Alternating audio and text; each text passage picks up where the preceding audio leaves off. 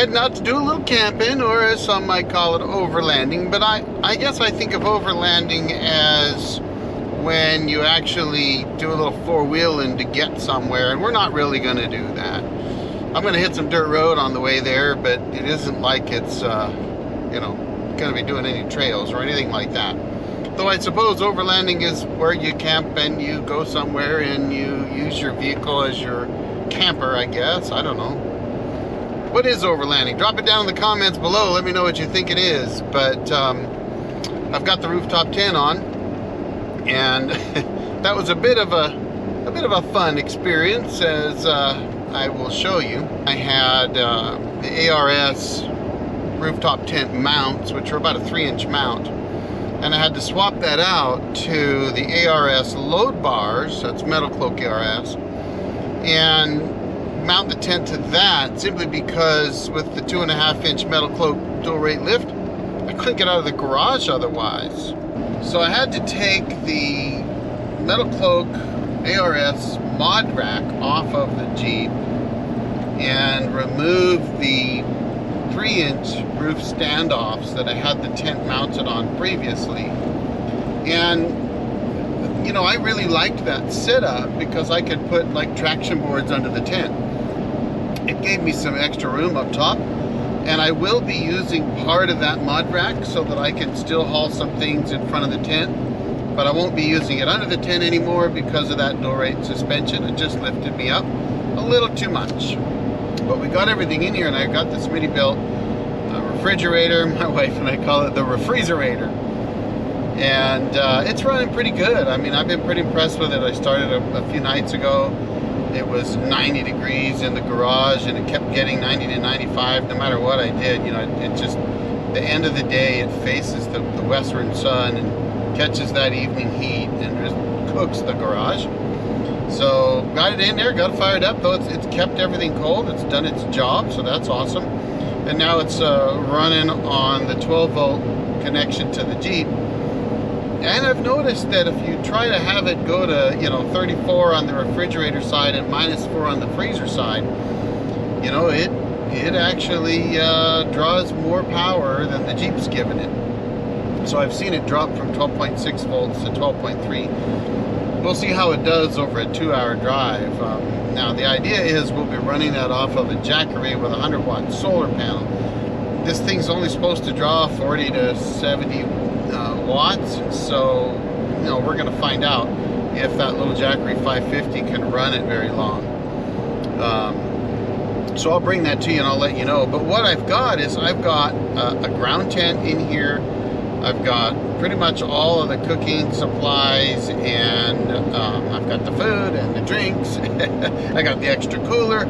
I got tarps. You know, I got all kinds of stuff that I wouldn't normally have. This is all because this is the first camping trip with the grandkids. So we've got 3 grandkids here. We've got 6 total, but only 3 here where we live, and we're taking all 3 of them with us. So my wife's bringing them in her Jeep, and I'm packing as much as I can in mine because she doesn't have a roof rack on hers or anywhere to carry extra. She's got the JKUR, but it's only got so much room in the back area behind the seat. She can fold down the you know, it's got a 60-40 split folding seat, so she can fold the 40% down, stick their clothes and sleeping bags and things in there, put everything else in the back. She's bringing all the dry food and their clothes and stuff, so hopefully she can get all that done. She can't leave till she gets off work. I'm heading out early to get the spot early because sometimes out here it's tough to get a good spot, though I think with this weather it shouldn't be a problem. So anyway, folks, we got the rooftop tent on, we got everything set up, we're rocking and rolling. I'm heading down the road.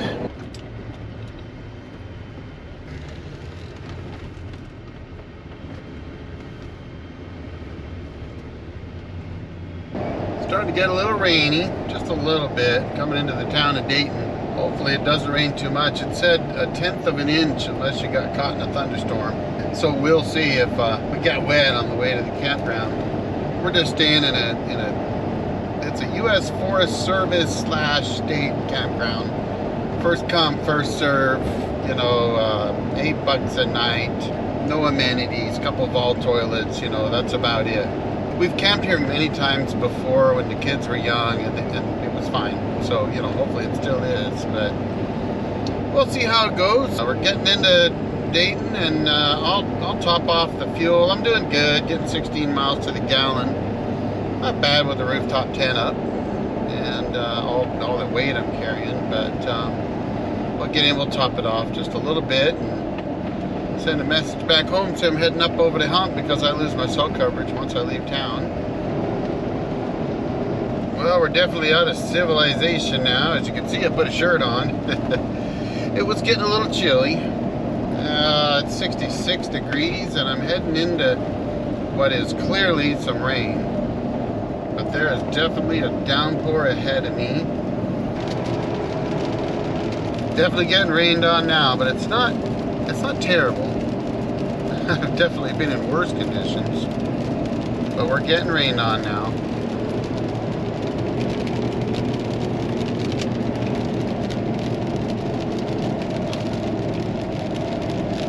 I just love it when these hills are green like this and you've got these forests that somebody's taking care of, a bit thinned out, and they're just looking awesome. Look at this.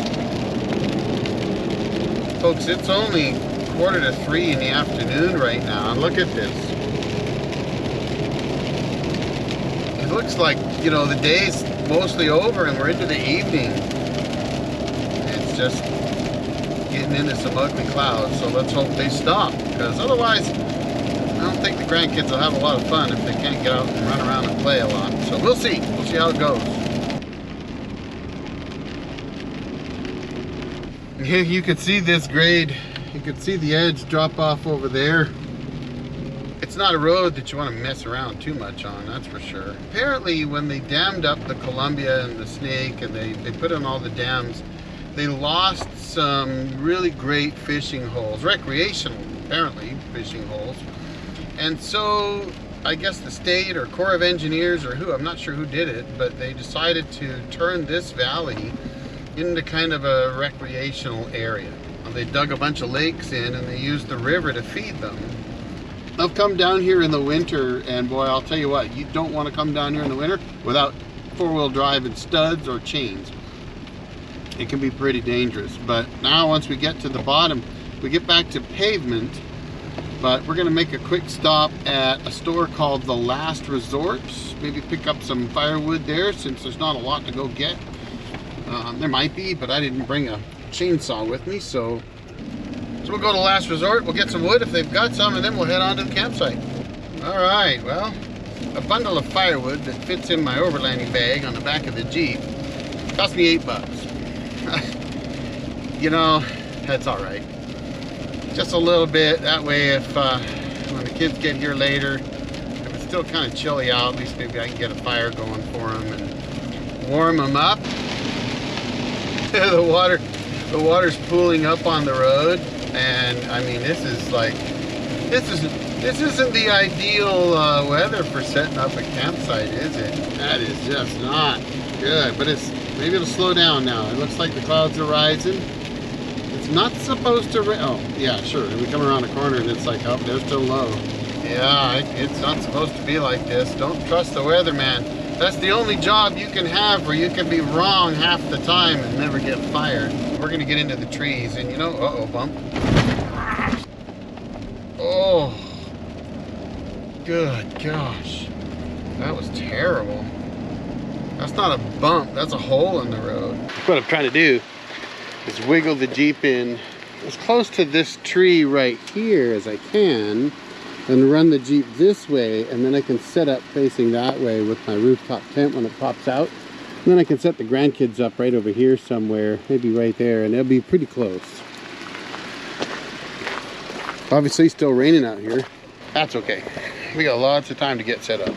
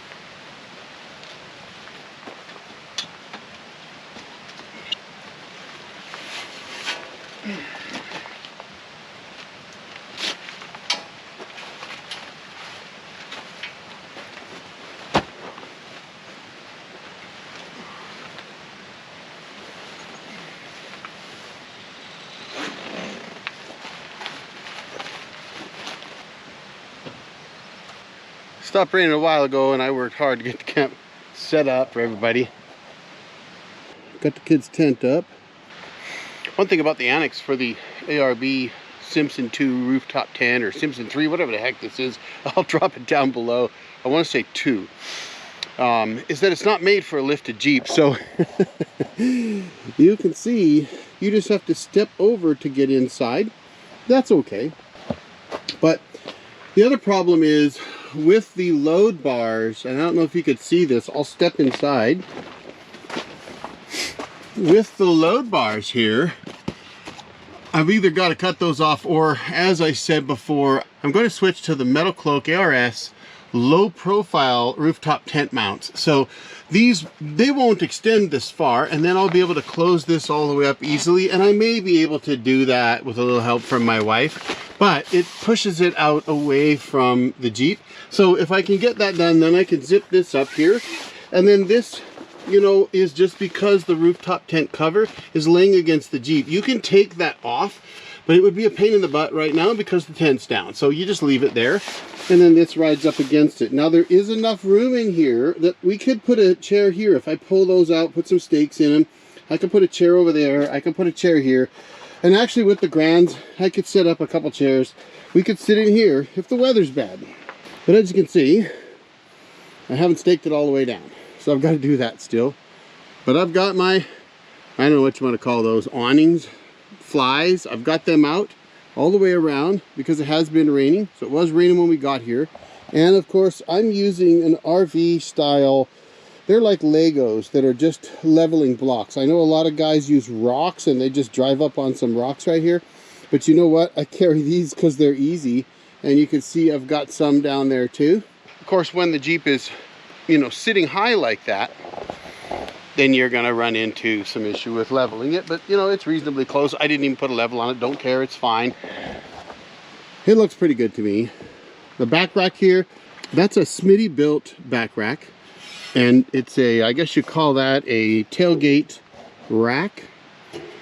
You know, it works pretty good, and it is actually mounted to the MoRide rear tailgate reinforcement. So you could see that's all right here, bolted to the heavy duty hinges down there. So that allows me to carry a lot of weight. Now it has this standoff right here, and that standoff, you see it bolted up here. It just allows that if there's a little extra weight on this, it'll just ride down on the tire. So then you've got a point of contact here, it's bolted in here, and then the tire's held up as well. We've got our tailgater here. I love this thing. You know, I realize that the tailgaters, they're pretty spendy. I think when we bought it, it was $350, but I do love it, and I think for the money, you kind of can't beat it. I can set my stoves up on here and cook right here. This is the 75-liter refrigerator. Now, we call it the refrigerator. As you can see, maybe, it has a front and rear zone. They're completely separate. The rear is running at 3 and the front is currently at 39. Now I have it set at about 35 or 6. You know, give or take, it runs sometimes a little bit more. I could lower it, but I'm trying not to use too much power. As you can see, I'm sitting at 12.2 volts. 12.6 would be under charge. And I'm powering it off the Jackery. And it's pulling right now 40 watts. So that's not too bad. I'm getting 3 watts off my solar panels. There's not a lot of sunlight coming down here. You really need good direct sunlight to get these solar panels to put out the 100 watts that they're capable of. But you know, if I can maybe shift it around a little bit when the sun pops around the trees, I could get a little more charging out of it. So let's see. It looks like it's in the shade there. We'll pull it over a bit. That might be a little better. Try to make sure that it's facing the sun. Let's see if we gain anything there. Nope, it's still running 3 watts. So the Jackery 550, it's really underpowered for what I'm doing. I expect that at 3 o'clock in the morning, it's going to run out of juice. That's okay. This is going to be a good test for it. The Smittybilt refrigerator has a battery that should last about 6 hours. And I've run it at over 5 hours in 80+ degree temperatures. So right now it's about 70, 75 degrees out, maybe a little cooler. So it shouldn't have to work too hard. But I am asking it to drop this guy all the way down to, like, I don't know what I've got it at, 2 degrees or 0. So I may need to change that. So I'm going to pop into the app. Let's see if you can see the app.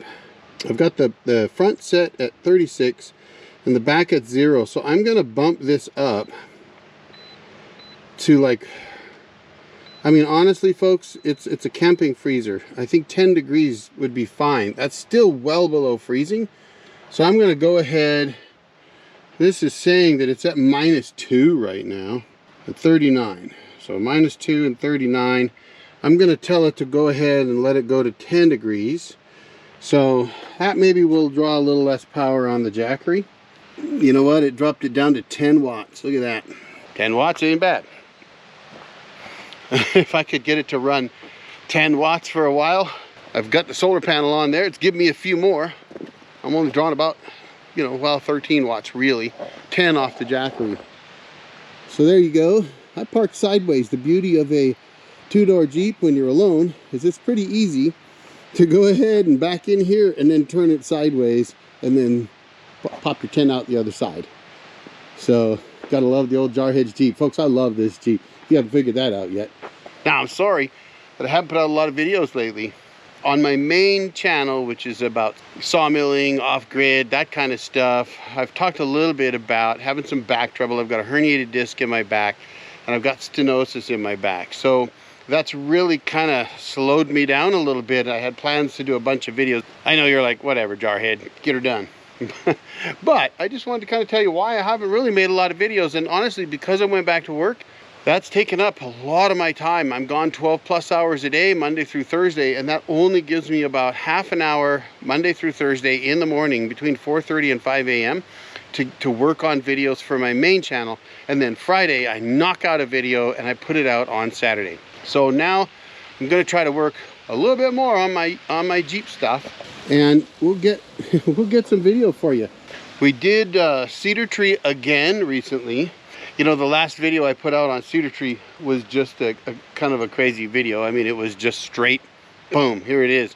The truth is, we only went about 2/3 of the way. We didn't know that at the time. Gaia GPS told us we were at the end, but we saw a sign that said cedar tree number 13 or whatever it is.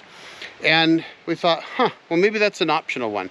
So we went ahead and left. My clutch wasn't doing very good, and honestly, I'm a beat up old Jarhead, so I was kind of feeling it. And we decided, okay, you know what, it's been a long day, let's head back. We'll go get some lunch or whatever, call it good. So we left. Well, when we went back over Memorial Weekend, and I dropped some pictures in my community page for you to see, we ended up running the whole thing. We found out that that indeed was the last third of it. It's one of the best sections of it. So we missed some of the best parts of it, and it was really different. And I hope to bring you some of that video.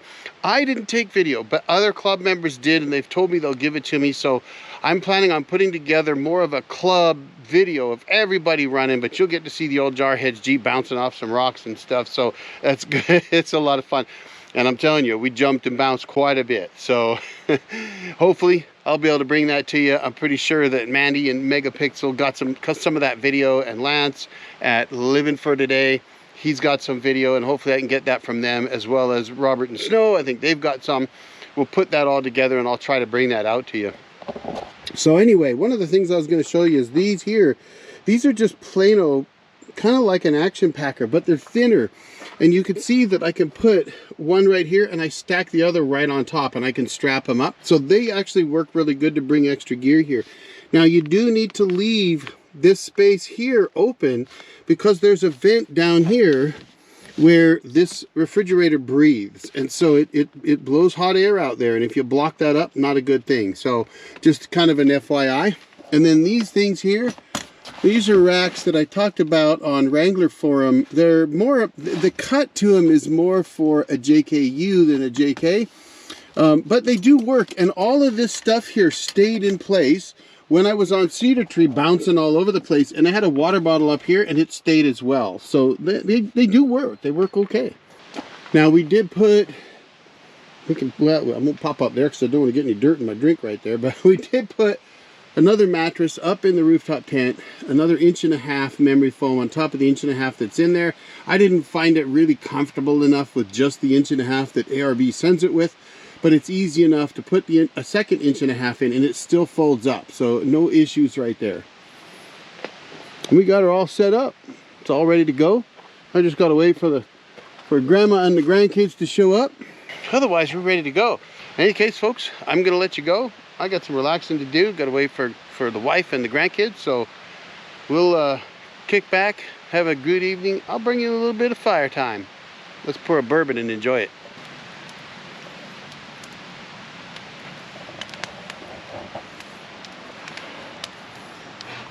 Okay, bye. We'll have to go wash in the creek. It could be on TV. Don't let it fall off. Allison, are you ready to put it on? Probably.